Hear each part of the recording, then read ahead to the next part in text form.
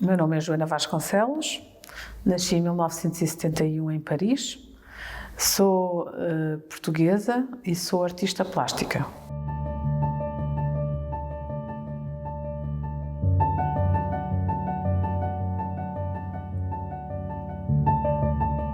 Tive uma formação em desenho e em joalharia no Arco e depois fiz o curso avançado de artes plásticas no Arco também. Mas no fundo fiz desenho, joalharia e artes plásticas. O meu percurso formativo decorreu na António Rui primeiro, depois da António Rui andei um ano no IAD em design e depois andei na António Rui, andei na António Rui, no IAD e depois no Arco. E depois no Arco fiz o desenho, fiz a joalharia e fiz o curso avançado. E depois comecei a trabalhar. Eu acho que a descoberta da cerâmica, e no meu caso do barroco, faz parte integrante de quem nós somos, faz parte da nossa cultura. Quem cresce e se desenvolve e estuda envolto de cerâmica e de azulejaria e do barroco acaba por ter uma influência natural na sua obra, é o meu caso. Na verdade, eu não poderia, ao trabalhar os símbolos portugueses, ao trabalhar a tradição portuguesa, não poderia desviar-me dos azulejos e do barroco, era impossível, portanto era não estar a refletir o meu país e a minha cultura. Na verdade, as nossas tradições influenciam quem nós somos. Como nós depois trazemos isso para a contemporaneidade e para o presente, é o trabalho de cada artista. No meu caso, eu sempre vivi envolvida pela cerâmica e pelo barroco, digamos assim.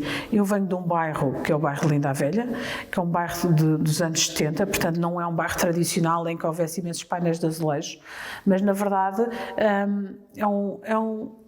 a influência dos objetos e da cerâmica sempre esteve presente.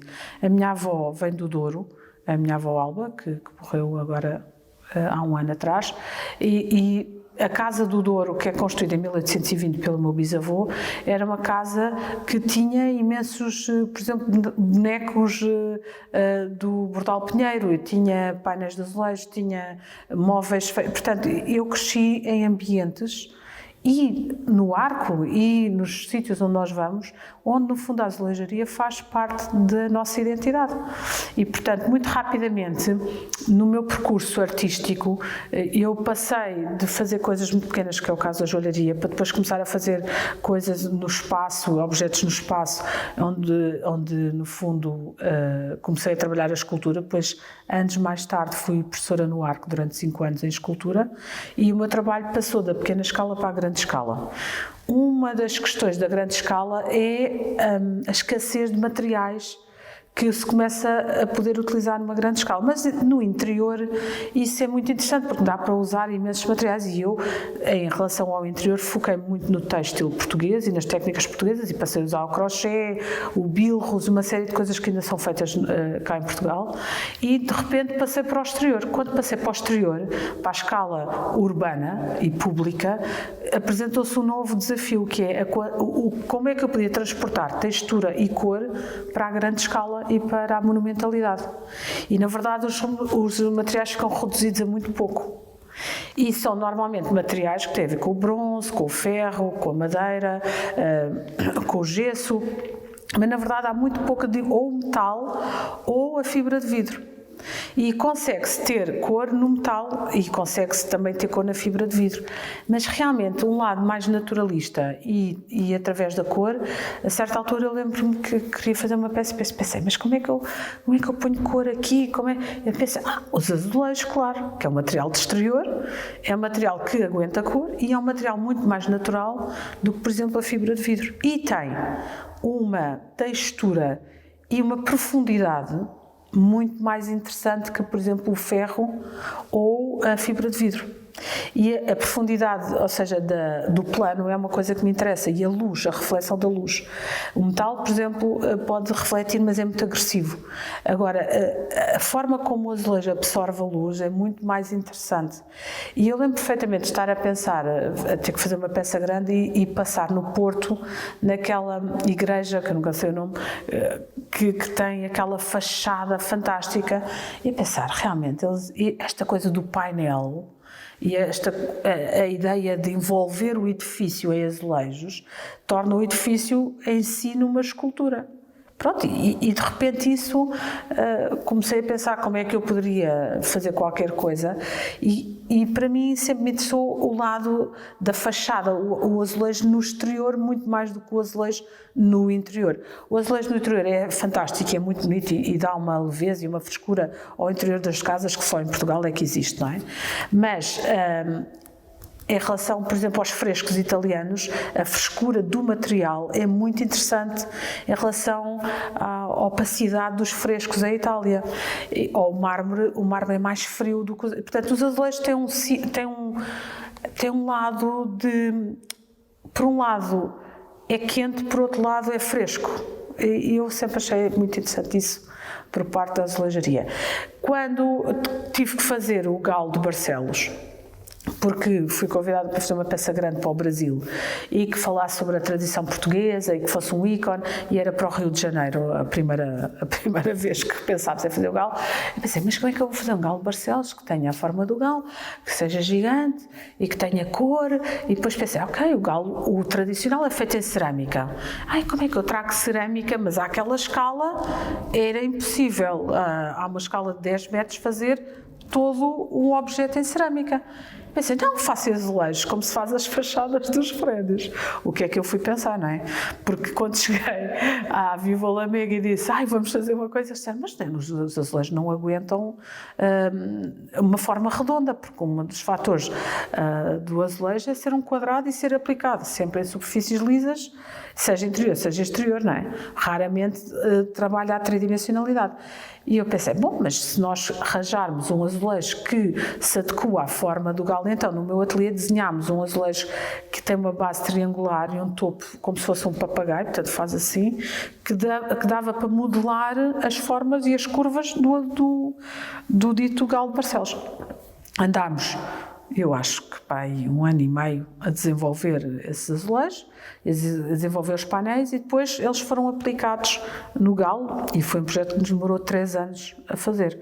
Mas efetivamente eu consegui a cor, consegui a tridimensionalidade e consegui o cerâmico, em vez de ser no objeto todo feito em cerâmica, acabou por ser uma base em fibra de vidro, onde eu apliquei por cima os azulejos. E o galo não foi ao Rio de Janeiro, foi a Pequim. Depois de Pequim foi a Espanha, ao Guggenheim de Bilbao.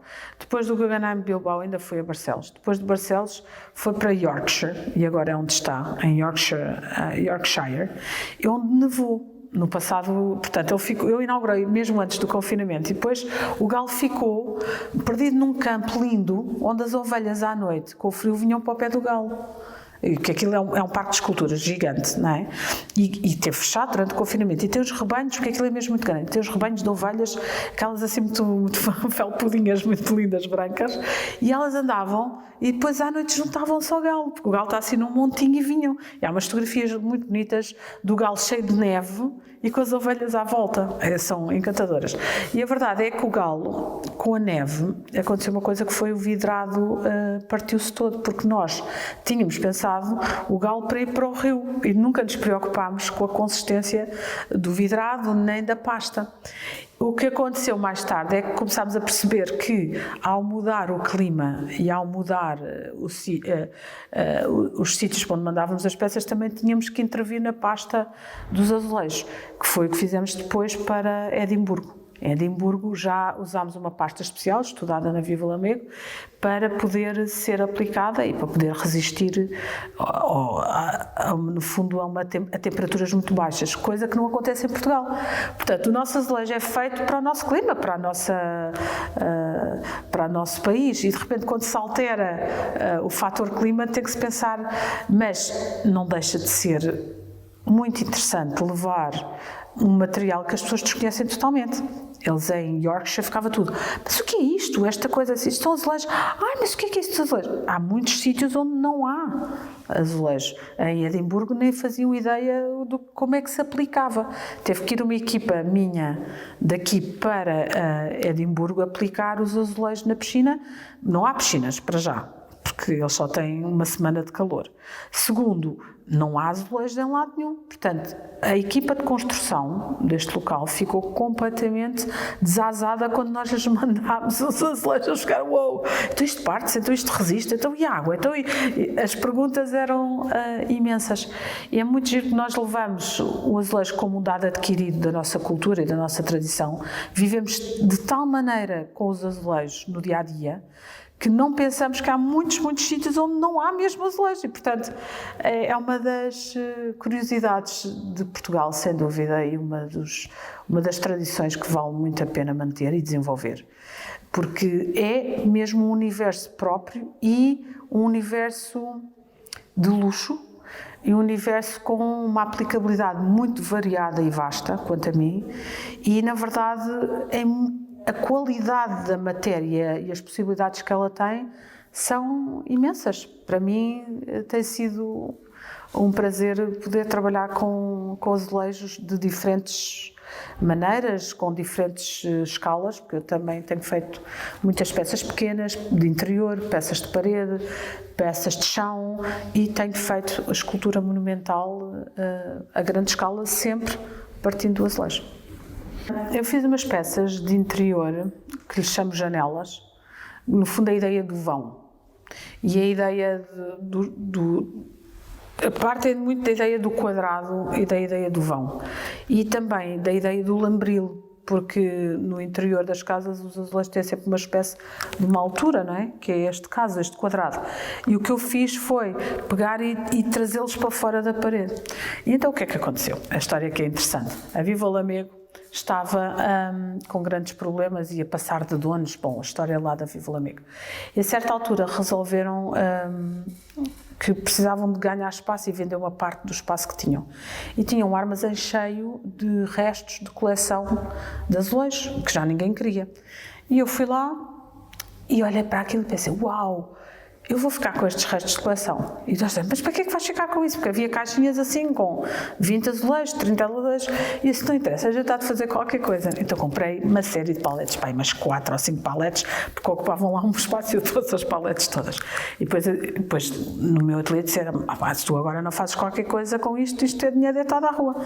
E disse, não, vamos fazer qualquer coisa. Olhei para uma janela e pensei, vamos fazer uma janela de azulejos. E aquela ideia também da moldura, não é? O azulejo enquanto moldura. E pensei, ok, vamos dar tridimensionalidade. Comecei a abrir as caixas e percebi que umas tinham 20, outras tinham 30, então passei a fazer esses volumes apenas e só com a quantidade de azulejos disponíveis. Portanto, tenho umas peças que são maiores, mas são mais pequenas, que é conforme o que estava nas paletes. E depois, junto a essas peças, elementos de crochê, elementos têxteis que saem delas. É quase como se a estrutura da parede da casa saísse para fora e revelasse os canos e a eletricidade. Há toda uma parte que nós escondemos atrás da parede que é como se saltasse para fora em versão chique. Em vez de ser assim umas coisas em madeira, como nós temos as nossas, o sistema das gaiolas nos prédios, que agora toda a gente tira as prédios e fica-se com as traves em madeira, que são muito bonitas, eu fiz isso, mas em versão chique, que é trago para fora uma espécie de janelas e de molduras e de vãos, e depois ainda lhes atravesso com o crochê, feito também à mão, de vários materiais.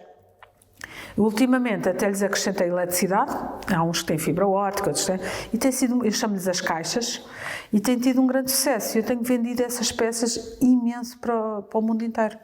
E tenho peças na Alemanha, no Brasil, sei lá, em montes de países, mas são peças que eu faço segundo esse património da Viva o Lamego. Não, todo esse trabalho em relação à história do azulejo e depois, no fundo, como é que nós no presente podemos aproveitar e contextualizar para o futuro, trata-se exatamente da durabilidade dos materiais. Quando se está no espaço público, há uma série de requisitos que nos são pedidos, que é quanto é que vai durar a estrutura. Quando tivemos a encomenda de Paris para a Porte de Clignancourt, eram 12 estações de metro de superfície. Eles tinham feito uma primeira fase e depois eu fazia parte da segunda fase. Na segunda fase eu era a única artista estrangeira e que não vivia em Paris, porque havia estrangeiros, mas viviam em Paris. E eu apresentei um projeto que foi aceito pela comunidade. Foi muito interessante que eu tive que ir apresentar o projeto à Porta de Clignancourt, à comunidade da Porta de Clignancourt. E cheguei lá e tinha uma série de pessoas, que havia professores, havia pessoas do bairro que me fizeram uma série de perguntas, se sentaram e eu tive que apresentar o projeto. Quando apresentei o projeto, eles começaram a fazer perguntas: mas isso dos azulejos, mas isso como é que isso aguenta? Então e depois chove, então e depois esta nossa área é uma área muito difícil. E eu desenhei um coração, que é o coração português, que lhe falta sempre um cantinho, era vermelho, e tinha que ser um vermelho, que é um vermelho que nós consideramos um vermelho de sangue, não é? Não é o sangue de boi, que é mais escuro, é um vermelho em particular. E depois a peça roda, portanto este coração tem cerca de 4 metros de altura, e ele vai rodando devagarinho e tem um poste e está fixo ao chão, porque na Porta de Clignancourt há muito pouco sítio. Eu ao princípio pensava colocá-lo no chão, mas aquilo é um sítio que acontece tanta coisa, e há o metro, e há o comboio, e há o não sei o quê, aquilo é tão confuso que eu elevei o coração a 7 metros de altura e ele roda devagarinho no ar e tem os ditos LEDs que lhe dão luz e tem o batimento do coração. Pronto, quando eu lá fui apresentar, estava toda contente, contar a minha história, e eles disseram: não, mas isso azulejos parte-se. E depois isto chove. E de repente as perguntas sobre a perenidade do material puseram-se. E eu disse: não, mas isto resiste perfeitamente. Eles: não, você vai ter que apresentar depois certificados de tudo isto. E eles duvidavam imenso do azulejo. Por acaso foi muito interessante. Achavam que era assim uma coisa que se partia e que não durava muito tempo. E eu disse: não dá, nós lá já temos azulejos há 500 anos nas paredes e eles continuam lá. Portanto, esqueçam lá essa cena, porque isto vai aguentar, e nós lá em Portugal já testámos isto ao longo de séculos e é verdade que aguenta. Eles: não, mas aqui, Paris, e os vândalos e as coisas que eu disse: não interessa nada, isto está à altura. Então, depois, quando voltámos, efetivamente tivemos que fazer testes de durabilidade do material, testes de cor, e tivemos que cortar os azulejos a laser, que também foi uma coisa que nunca tinha sido feita. Tivemos que os mandar em pasta para a França, para uma fábrica que os cortou em rigor, porque os meus arquitetos desenharam os triângulos, que são, no caso do coração é um triângulo que vai variando, para que o arredondado do coração seja o mais perfeito possível. E no galo, nós andámos a cortar os azulejos quando não dava, lá íamos nós cortar aquele bocado. Neste caso não era possível, porque um corte errado alterava-nos a geometria toda do coração.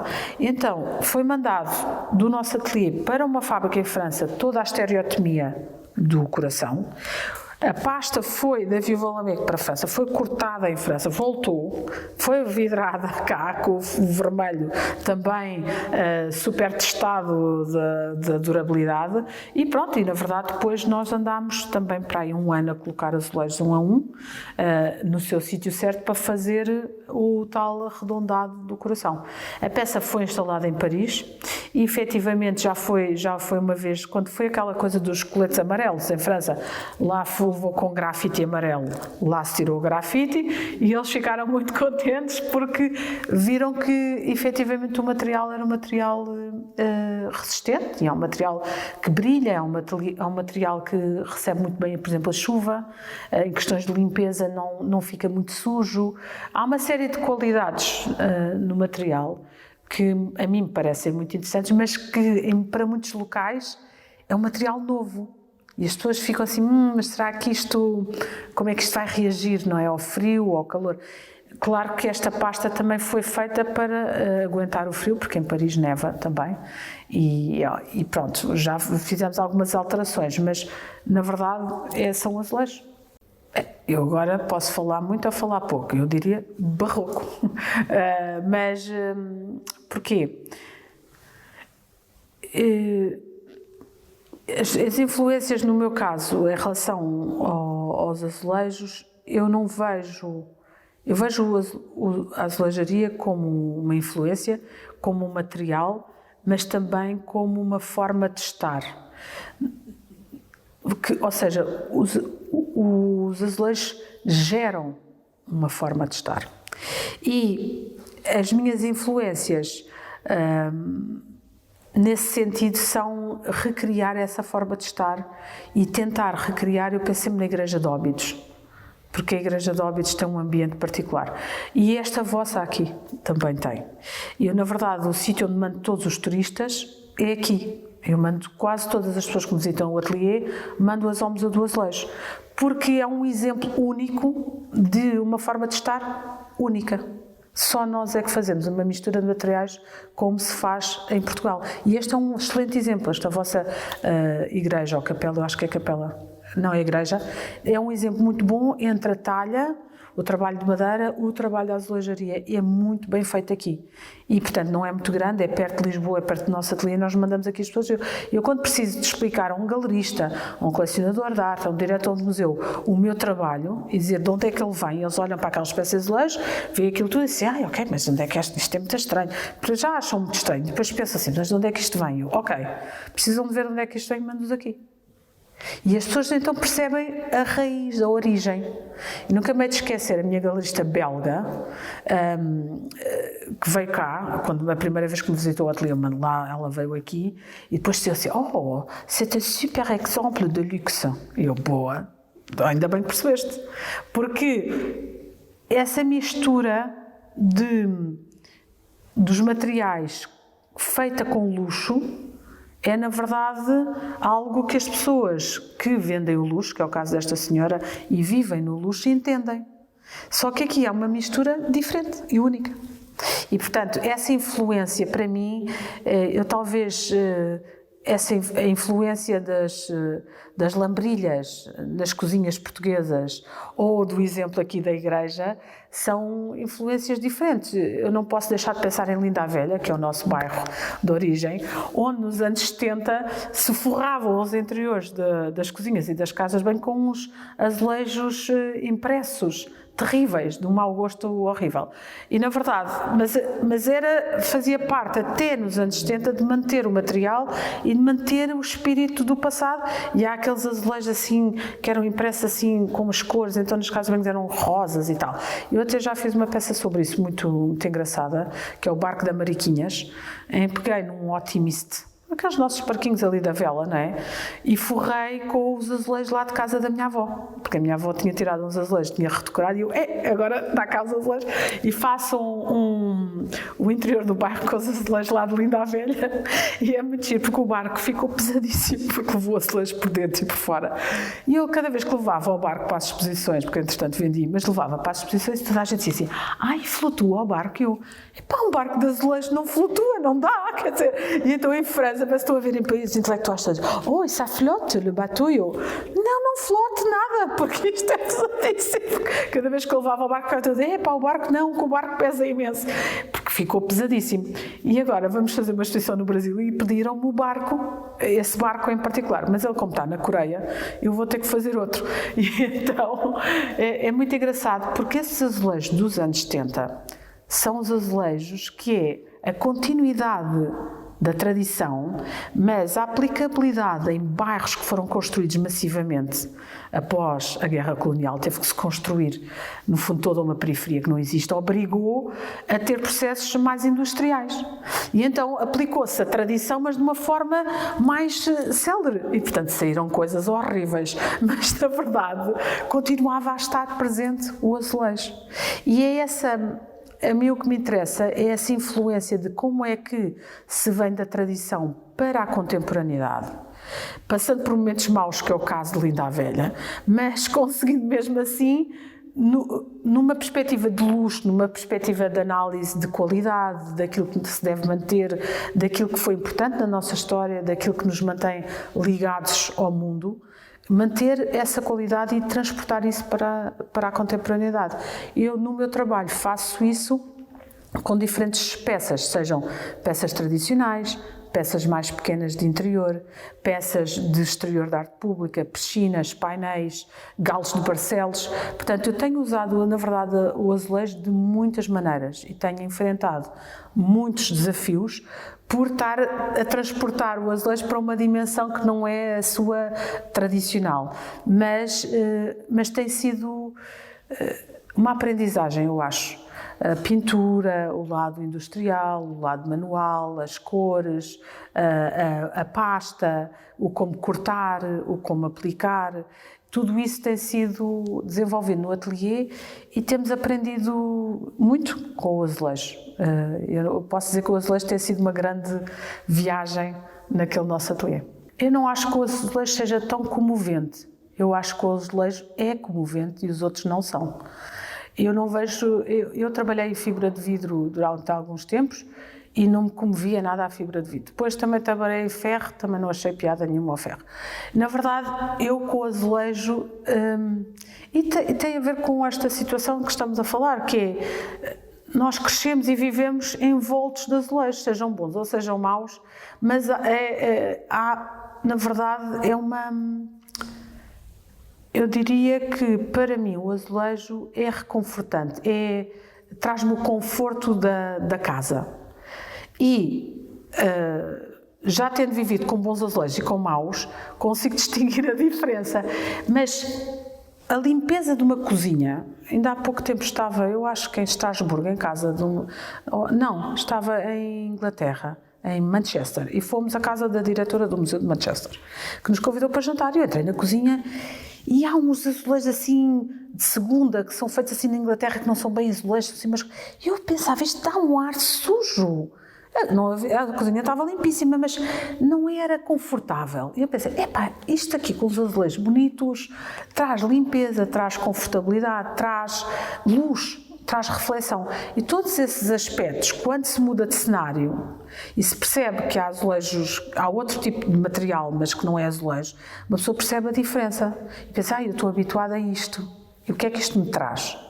E a mim traz-me essa sensação de segurança, traz-me a sensação de claridade, de limpeza e, de fundo, de confortabilidade. Isso, a baixa autoestima portuguesa é uma coisa que acontece durante um período chamado ditadura. São apenas 50 anos.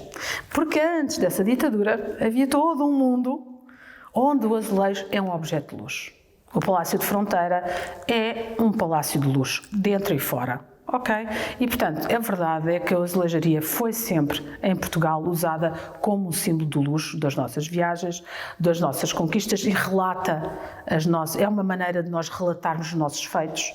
E para quem esteve em Versailles, como eu, e entrei na Galerie des Batailles, onde os franceses documentam as suas batalhas, nós, em Portugal, documentámos tudo isso nos painéis dos azulejos.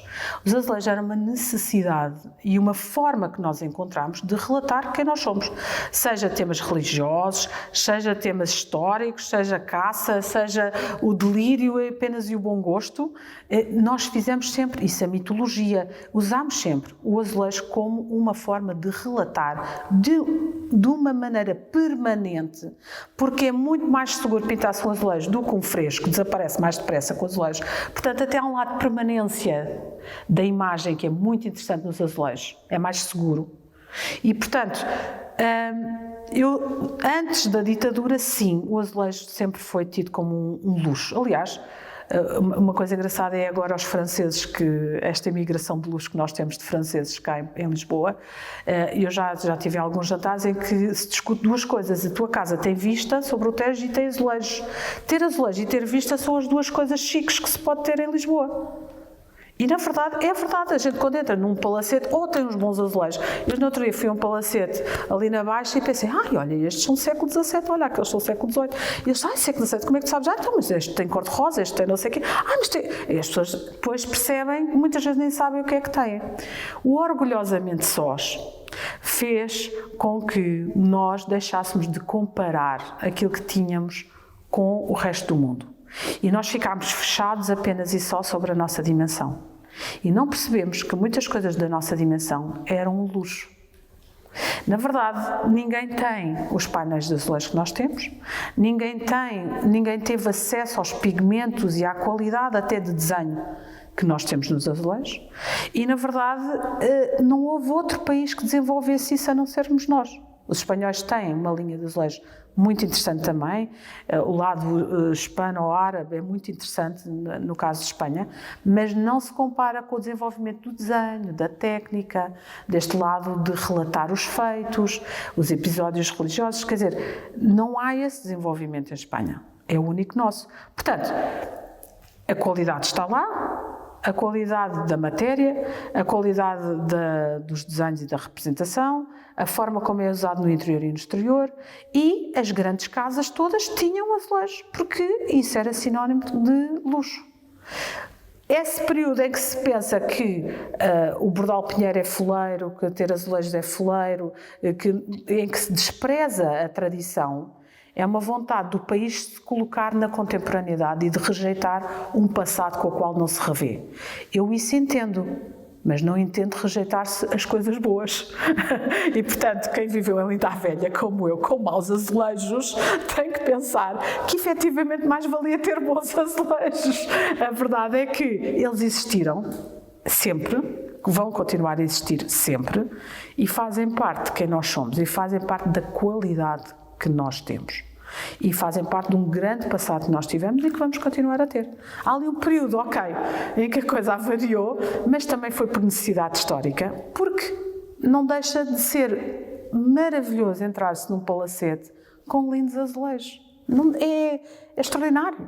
E, portanto, e vai continuar a ser, não vai mudar nada. E por isso, eu acho que não se deve rotular uma tradição com tantos séculos por um período de 50 anos. Esse período de 50 anos aconteceu muita coisa, sem dúvida, houve coisas do passado que foram rejeitadas ainda bem, que não eram boas, mas as que eram boas, nós temos a obrigação de as manter vivas e eu tento fazer isso através do meu trabalho. Eu, quando fui jovem criadora, acho que não escutei nenhum dos conselhos que me deram. Acho que também não me deram muitos conselhos, porque na verdade eu tive lá a partir de Linda a Velha para António Rui, que foi um grande momento da minha vida, e efetivamente tive a coragem de sair do bairro e de sair do contexto, que era ótimo contexto, mas tinha chegado a hora de ir conhecer outras pessoas e de aprender outras coisas, e efetivamente fui para António Arroio e efetivamente eu posso olhar desde esse momento até hoje e pensar que tive muitas pessoas que ao longo do caminho me foram ajudando e me foram encaminhando para quem eu sou hoje. Na verdade, é importante ouvir certas pessoas a certa altura. Eu ontem, com uma jovem que está a querer ir para António Arroio, filha de um amigo, eu dizia, para mim, eu quando andava na Marquês de Pombal, eu andei na escola Marquês de Pombal, e houve um professor que foi Isolino Vaz, que era um homem da numismática, que achou que eu tinha jeito. E eu não tinha notas para entrar na António Arroio. E ele disse, não, nós vamos te dar boas notas para tu poderes entrar na António Arroio. E nesse momento ele disse, tu tens que seguir o jeito que tens. E eu não me considerava muito jeitosa. Tinha colegas meus que eram muito mais jeitosos. E eu pensei assim, mas este homem, o que é que ele está a dizer? E a professora de tapeçaria também achou que eu merecia. Então eles dois deram-me 5 para eu conseguir ter melhor nota para entrar na António Arroio. E eu penso, se aqueles dois senhores não tivessem olhado para mim, e eu tinha 15 anos, 14 anos, e tivessem dito, vale a pena arriscar, eu nunca teria ido para a Antónia Rui, não tinha feito o percurso que fiz hoje. Portanto, há pessoas que aparecem que nunca são nomeadas, que não são faladas, que é o caso do professor Isolino Vaz, que até foi um homem com uma carreira, professor nas Belas Artes, e que de repente aquele senhor teve um momento de inspiração e achou que valia a pena apostar-se numa jovem de 14 anos. E eu assim fiz, ouvi o conselho dele e lá fui. É preciso perceber que a Antónia Arroio, em 1980, era longíssimo do bairro de Linda a Velha. Era preciso acordar às 6 da manhã, apanhar o autocarro até Algés, de Algés ir até ao Marquês de Pombal, do Marquês de Pombal apanhar o metro até a Alameda e subir a Alameda a pé. Mas eu, quando cheguei a Antónia Arroio, e percebi que o mundo era maior que Linda a Velha, que havia outros miúdos como eu que vinham dos bairros todos e que queriam também experimentar esta via artística, acordei às 6 da manhã durante 4 anos, para ir para a escola e estar lá às 8.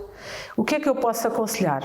Quando se acredita e quando se está à procura de alguma coisa, e se tem 14, se tem 17, se tem 20, não interessa a idade, há que, no fundo, ter a coragem de seguir o instinto. Seguir o instinto ou seguir o coração, ou ter a coragem de sonhar, é a maior das coragens. Eu acho que muitas pessoas não seguiram esse instinto, não seguiram esse impulso, não seguiram essa curiosidade pelo mundo.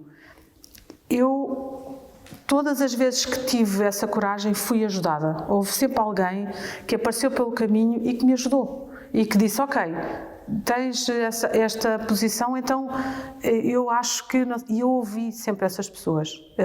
Posso-te lembrar de outro caso.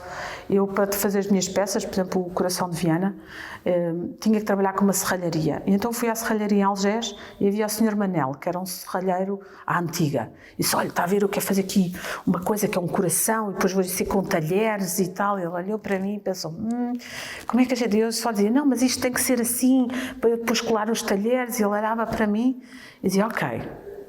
E esse senhor, depois, que era um homem que tinha trabalhado na indústria na Alemanha, nos barcos e tal, era um homem à séria, lá pensou no meu projeto e lá me ajudou a fazer uma estrutura em ferro muito delicada que eu depois deu no Coração de Viana e que eu enchi com os talheres e tal. E eu penso sempre, se esse senhor não tivesse tido a abertura, a paciência de me ajudar, eu nunca teria feito aquela peça. E, portanto, há sempre alguém no caminho que está lá para nos permitir que esse caminho continue. Nós temos que ter a humildade de aceitar a ajuda e de pedir ajuda e de ouvir aqueles que nos querem ajudar. Porque há muitas vezes a gente... deixa estar, as pessoas não ouvem. Não, eu ouvi pessoas muito especiais, muito, muito diferentes e, na verdade, sou o resultado desses momentos incríveis em que houve alguém que me ajudou. É verdade, e que me permitiu continuar. O barroco, para mim, tem a ver com movimento e com liberdade. E tem a ver com o conceito da elevação. Eu acho que a elevação, para mim, é uma coisa extraordinária no barroco. Já fiz várias peças sobre esse lado conceptual do barroco. Já fiz a Burca, já fiz um terço para Fátima, que se chamava Suspensão, e já fiz uma série de coisas. Pronto. Olhando para o barroco, através da azulejaria ou da talha, na verdade, os altares das igrejas e as igrejas, para mim, do barroco são um momento de exaltação. Essa exaltação do barroco, essa profusão de decoração do more is more, é uma coisa com a qual eu me identifico bastante. E, portanto, não sou nada do less is more, eu sou do more is more, e o barroco é more is more. Portanto, não há um bocadinho, 1 centímetro na talha do barroco que não tenha qualquer coisa. Entretanto, essa relação entre a azulejaria e a talha dourada é uma relação que me interessa bastante porque são dois elementos, materiais muito diferentes, um material frio e um material quente, um material que tem um lado mais monocromático, o dourado, e essa relação com a cor que existe nos azulejos, também é algo que me interessa. Quando eu vim aqui, e já vim aqui ao Museu do Azulejo várias vezes, uma das vezes que vim, vi o painel da cidade de Lisboa, que tem um nome, como é que se chama o painel? Ou seja, o Grande Panorama de Lisboa. Grande Panorama. Quando vi o painel do Grande Panorama de Lisboa, fiquei sempre impressionada com a descrição, o lado descritivo, o lado do pormenor e o lado quase de trailer, de ver passar uma cena sobre a cidade. Quer dizer, nem sei bem quando é que eu acho que já vi o painel várias vezes, das visitas que fiz aqui. Quando fui convidada para a Bienal de Veneza e me pediram para fazer um pavilhão português, eu pensei logo que ia fazer qualquer coisa ligada às águas e às viagens e ao nosso passado marítimo. Mas o tema desse ano da Bienal tinha a ver com o cruzamento de influências de Veneza com as outras cidades. E eu pensei, qual é o ponto de contacto que nós temos com Veneza? Historicamente, de alguma maneira nós desviámos todo o trajeto económico de Veneza para Lisboa, através das nossas viagens marítimas e do nosso comércio marítimo. Portanto, Veneza, no fundo, fica no século XV à conta dos portugueses e da alteração, no fundo, do comércio que saiu de Veneza para Lisboa. E eu pensei, como é que eu posso comunicar isso hoje? Como é que hoje se dá o comércio marítimo em Lisboa e como é que se dá em Veneza e como é que é a relação com o mar e com as viagens? Veneza é maravilhosa no século XV, que ficou nesse momento, mas depois tem uns vaporetos contemporâneos muito foleiros dos anos 70, que não batem de nada com todo aquele cenário maravilhoso. E eu penso sempre, quando vou a Veneza, mas porquê que os vaporetos são tão feios, credo? Porquê que são verdes e são beges e aquilo não tem sentido nenhum? Podiam ser mais bonitos os italianos, que são tão caprichosos. Então tem uns vaporetos péssimos. E pensei, o que é hoje em dia o vaporeto em Portugal? E, na verdade, a cidade de Lisboa perdeu o comércio também como tinha, mas tem esta coisa da ligação das duas margens. E o nosso Cacilheiro é o contraponto em relação ao vaporeto. E pensei, vou ficar com o Cacilheiro e vou fazer uma coisa sobre Lisboa contemporânea, Veneza contemporânea, os mares e tal. E digo que vou fazer isso, toda a gente diz, estás louca a levar um Cacilheiro para Veneza? Como é que isso é possível? Um barco enorme e não vai dar lá no calado das águas e aquilo ninguém te vai deixar navegar nas águas em Veneza. E efetivamente nunca ninguém o tinha feito. Nós vamos a Veneza, eu vou à Bienal fazer a proposta e eles dizem assim, não, mas nós nunca tivemos um barco durante a Bienal a navegar em águas italianas, porque isso é preciso um pedido de autorização para se poder navegar com um barco de origem estrangeira nas águas italianas. Bom, aquilo era um drama diplomático. Bom, o primeiro. Depois havia o problema da escala, porque os vaporetos são baixinhos e flat, e o Cacilheiro é enorme e tal. E toda a gente diz, mas para que é que tu vais com um Cacilheiro? Mas vais falar do quê? E é aí que eu penso, vou falar de Lisboa. E como é que eu vou falar de Lisboa? E aí aparece-me a ideia do painel. E penso assim, como é que se falou de Lisboa no passado? E automaticamente vem-me a ideia da grande vista, não é? De Lisboa. Penso assim, quando é que nós relatámos Lisboa? Quando é que foi a primeira vez? E é, na verdade, o painel. E eu vim cá ver o painel na altura com o comissário, com o Miguel Amado, e foi muito agir porque toda a gente, uau, isto é muito agir, nós conhecíamos isto, e ficámos todos a ver, olha ali Alcântara, onde temos o ateliê, olha ali onde eu moro, olha ali o Lux, olha ali, não é aquelas coisas assim. E ficámos, é muito agir porque Lisboa aumentou, o painel vai até um certo ponto, depois já há uma parte da cidade que é nova, que já não existe documentada no painel.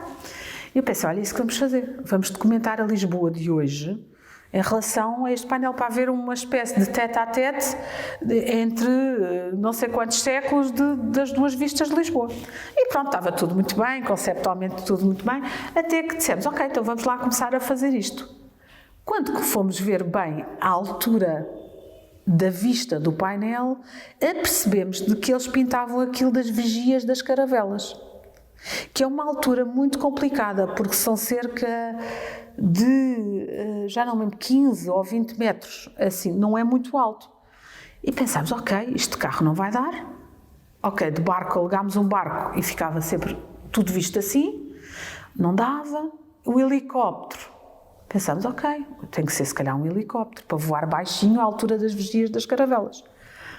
E como é que vamos alugar um helicóptero? Fomos ao Ministério da Marinha e pedimos um helicóptero à Marinha, que nos emprestaram o helicóptero.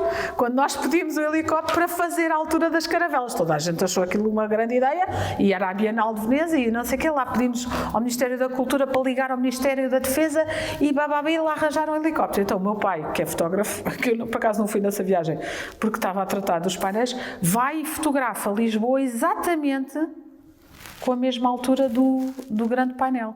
A seguir, essas fotografias foram passadas pelo Jorge Nesbitt, que é meu colega do Arco, à mão para uns desenhos, em folhas A3. Esses desenhos foram para a Viva Lamego. E o Fernando, que é o pintor da Viva Lamego, passou aquilo para os painéis dos azulejos. E depois vínhamos aqui ver o painel e pensávamos, eles faziam as pessoas assim, nós fazíamos igual. Eles faziam as janelas assim, nós tentámos fazer uma espécie de contraponto com o painel daqui. A certa altura dizia, não, agora temos que acrescentar um avião, temos que acrescentar coisas que não havia na época, porque há umas carroças e umas coisas engraçadas no grande painel. Nós, não, agora temos que pôr um pouco de contemporaneidade nisto. E como a vista é no fundo da costa, quando chegou o momento do nosso ateliê ali em Alcântara, nós desenhámos a nós cá fora. Então há o ateliê atrás, que não se percebe que é um edifício, mas eu pus a minha equipa toda como se fôssemos só os desenhinhos de nós todos cá fora, porque é exatamente o que acontece no painel. Há um momento ali em que há uma série de pessoas, há umas carroças, esse lado da representatividade da cidade, nós tentámos fazer uma ligação. Depois, quando dissemos nos estaleiros que íamos pôr painéis de azulejo à volta do Cacilheiro, porque entretanto tiramos o Cacilheiro de água e fomos para a Naval, fomos para o Seixal recuperar o Cacilheiro, o casco, e aquilo estava muito mau estado. E pronto, estava lá tudo a acontecer normal, o ferro a ser pintado. A certa altura eu vou a uma reunião e digo, olha, agora nós vamos cobrir o barco de azulejo. E o engenheiro naval ficou a olhar para mim assim, o quê? Isso não, é que vamos fazer assim uma coisa, que é que eu ao princípio pensava colá-los mesmo à chapa. Isto não, mas isso não pode ser, você não pode... Então se calhar vamos fazer uns painéis. E então trabalhei com uma equipa de veleiros de alta competição, aquela da Volvo Cup, que trabalham numa fibra de carbono avançadíssima com que são feitos aqueles barcos. Disse, não, então fazemos assim uns painéis em fibra de carbono, pomos os azulejos e pomos à volta do Cacilheiro. Ficaram todos a olhar para mim e disseram, ok, faz lá o que tu quiseres, não é nossa responsabilidade. E lá recuperámos o Cacilheiro, mas no fim o desenho era tão complexo de fazer e demorou tanto tempo, são 60 metros de painel. O daqui tem 25 para aí, não é? 21 ou 25, se não estou eu. 21. E nós, porque a cidade se estendeu, começámos no Bugio, foi a nossa ideia, foi começar no Bugio e trazer até à Expo. Portanto, há mais cidade do que havia na época. E o Cacilheiro também tinha 60 metros à volta. E, portanto, de perímetro. E nós fizemos toda a frente do Cacilheiro. Qual é que foi o problema? Estava tudo muito bem, mas há uma magna reunião em que há um engenheiro Vasconcelos que me diz assim, eu não tenho bem a certeza que quando o barco andar com os painéis não se partam os azulejos todos. E eu olhei para ele e pensei, nunca tinha pensado nisso. Ele, é que está a ver, os azulejos não são feitos para superfícies móveis e um barco tem imensas torções. E portanto, mas isto torce uma coisa enorme. Eu pensar, não torce nada. Não, é que o barco tem imensas torções. Portanto, você vai aplicar os painéis com as torções, as juntas, e nós não garantimos que não se vão partir os azulejos todos.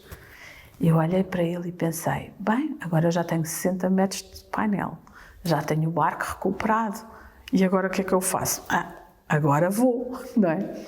Então, o engenheiro da Transi Solar, que era o senhor que era o dono, o responsável, porque o Cacilheiro fazia aqui a travessia do Tejo, já estava em desuso, mas era ele que chamou-me e disse assim, Joana, você tem mesmo a certeza que vai fazer isto? E eu, agora o que é que eu faço? Já tenho os azulejos, E o engenheiro Pintacilgo diz-me que há aqui uma autorização que é a responsabilidade cívica sobre as pessoas.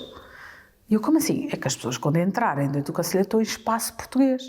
Portanto, eu continuo a ser o dono do Cacilheiro e eu continuo a ser o responsável pelas pessoas que vão ser transportadas dentro do Cacilheiro. E eu pensei, mas eu estou em Veneza, ainda como é que isto se passa? Bom, lá levei o barco para Veneza, lá nunca conseguimos experimentar cá os painéis, porque não houve tempo, porque o barco tinha que ser rebocado até Veneza e com a história do tempo, não sabíamos dos temporais e das tempestades, não sabíamos quanto tempo é que isso ia durar e decidimos acabar os painéis, levar o barco e só colocar os painéis lá em Veneza. Em Porto Marghera, em Veneza, lá instalamos uma equipa, lá começamos a pôr os painéis, os tais 60 metros, lá aquilo corre tudo muito bem, é muito bonita a imagem e depois o barco tinha que sair de Porto Marghera e ir para o cais que nos tinha sido dado na Bienal de Veneza. E a minha equipa, que éramos seguramente para aí uns 20, mais havia fotógrafos, equipa de filmagem e não sei o quê, e a equipa da fé, blá blá blá, e eu quando chegou o momento de manhã entrar no Cacilheiro, já com os painéis todos muito bonitos, eu lembro perfeitamente, estava uma chuva miudinha e fazia frio, e eu entro no barco e digo assim, bem, então vamos lá, e começo, não, eu vou no barco ao lado a tirar fotografias, não, eu vou para o cais e fico lá à tua espera, não, eu vou, não sei, e de repente eu estou sozinha, lá em cima, no deck, só com o senhor Fernando, que era o senhor que não era o senhor Fernando, o senhor Luís, que guiava o Cacilheiro, que era uma equipa portuguesa, e eu no deck, eu pensei, e agora? De um ano de trabalho, não é? 2,5 milhões de euros, um painel de 60 metros, um Cacilheiro, e se isto se parte tudo? E o barco começou a andar devagarinho, e assim, o motor, depois os engenheiros diziam sempre que aquilo tinha um motor de escovas, que eu nunca percebi o que é que queria dizer, mas ficavam sempre preocupados, diziam assim, esse Cacilheiro, pois tem um motor de escovas, e ficavam todos, pois é. Então, bom, lá o barco andou com o motor de escovas, com os 60 metros dos azulejos, e não se partiu azulejo nenhum. Porque, além da fibra de carbono, que tem alguma flexibilidade, nós também não colámos à superfície e fizemos uma estrutura que ela própria, em ferro, também foi dando de si. Mas a verdade é que ele podia-se ter partido não logo ali, mas o barco andou um ano em Veneza, depois andou mais outro ano aqui em Lisboa e nunca houve qualquer problema com os azulejos, na verdade.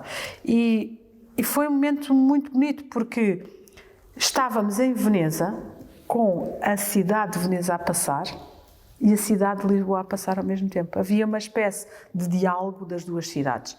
Era esse o objetivo do projeto. Era criar uma aproximação e, no fundo, um diálogo de duas cidades que têm uma história em comum. E uma história no passado, no momento dos azulejos. E, portanto, foi através do próprio do azulejo que eu fiz essa ligação. E resultou, porque era muito bonito. Eu lembro-me de ver, estar eu no Vaporeto e ver passar o Cacilheiro e ter a Praça de São Marcos atrás. E ter essa sobreposição quase cinematográfica das cidades. E pronto, foi uma grande aventura de azulejos dessa. Foi muito grande. Mas é engraçado porque ao vir aqui, eu estou-me agora a perceber da quantidade de coisas que já fiz com azulejos, porque eu nunca penso muito nisso, como eu vou passando de projeto em projeto, na verdade uma pessoa não pensa, já fiz, de repente aqui com estas vossas perguntas eu estou-me a perceber da quantidade de coisas que já fiz à volta do azulejo e experiências diferentes e aplicações diferentes porque do Galo de Barcelos ao Cacilheiro é muito diferente, a aplicabilidade e o coração de Paris é muito diferente, a piscina é muito diferente, o painel, na verdade, da Second Shake é talvez dos projetos mais clássicos, porque é um simples painel e está numa superfície de uma forma muito mais tradicional e conservadora. Porém, o painel da Second Shake é a peça minha mais fotografada nas redes sociais, é diário que eu tenho alguém a postar uma fotografia com aquele painel. E aí o barroco vem da expressão do desenho. Eu também não sou muito vista como uma pessoa que faz desenho, e eu faço muito desenho, foi o que eu estudei ainda por cima no Arco. E foi a primeira vez que eu mostrei o meu desenho de uma forma pública. E os meus desenhos são também muito barrocos, porque são muito baseados em curvas. E tem muito essa ideia do movimento, tem uma ideia da ascensão. E é aí que o barroco influencia os meus desenhos.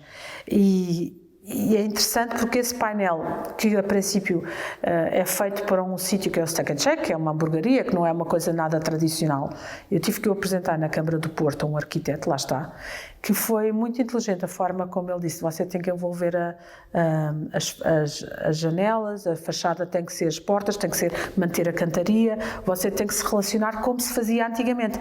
E eu aprendi aí, com esse arquiteto, como é que se integrava, no fundo, de uma forma tradicional, a azulejaria nas fachadas, porque eu até aí tinha feito barcos, galos, mas nunca tinha feito um trabalho tout court tradicional, com um desenho moderno, mas numa aplicabilidade. E ele obrigou-me a ser rigorosa, e eu aprendi com ele a fazer, e os meus arquitetos tínhamos aquilo tudo, os cortes, as contagens dos azulejos de baixo para cima, enfim, todas aquelas coisas.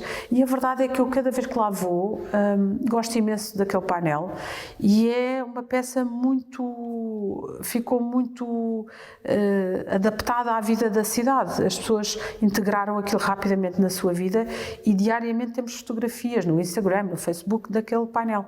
É engraçado porque é uma dinâmica muito normal, dia a dia.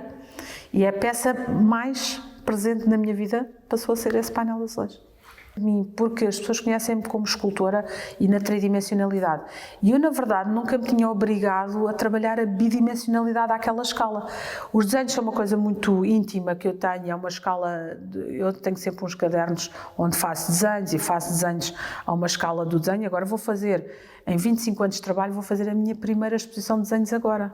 E aquele painel é a primeira vez que eu exprimo essa minha dimensão do desenho, e adicionando a ideia de painel, adicionando a ideia de arte pública e de fachada. Portanto, o painel é quase como se fosse uma folha de desenho gigante, não é?